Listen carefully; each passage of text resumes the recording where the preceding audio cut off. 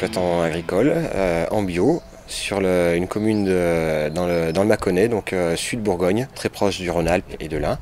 Donc moi je suis en céréales, je me suis installé en 2001 et donc je me suis consacré à la partie production de grandes cultures, céréales avec de la transformation. L'exploitation a été reconvertie en 98 en bio et en non-labour,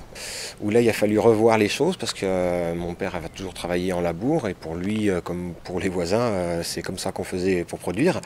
Et ça paraissait logique que quand il y a un gros basculement, autant faire deux basculements en même temps, c'est-à-dire le non-labour et le bio, parce qu'on revenait plus sur une étude de terrain, de comprendre les choses. On avait quand même assez vite compris que le labour permettait de perturber un peu ce milieu, donc de le supprimer, ça permet de gagner un peu de temps sur cette compréhension. Donc tout s'est fait la même année, c'était un choix de recherche technique et ça m'intéresse aussi de me rendre compte que je travaille avec un milieu vivant et que c'est pas moi qui va décider comment le mener et de le gérer avec des produits, mais vraiment de le comprendre et puis de voir comment je peux mettre en place les choses pour que je n'aille pas contre le gré de la nature, on va dire, et du milieu. Et donc le soja nous paraissait intéressant, donc ça apporte de l'azote pour les cultures d'après. C'est une culture qui est binable, donc qui se nettoie encore assez facilement, on va dire, ou en tout cas qui peut se maîtriser assez bien. C'est une culture qui dégage quand même un petit peu de revenus quand elle est bien gérée. Ça me paraissait tout logique d'aller jusqu'au bout de la filière et donc depuis 2 hivers maintenant, je me suis mis à transformer les sojas en tourteaux parce que j'étais équipé d'une presse à huile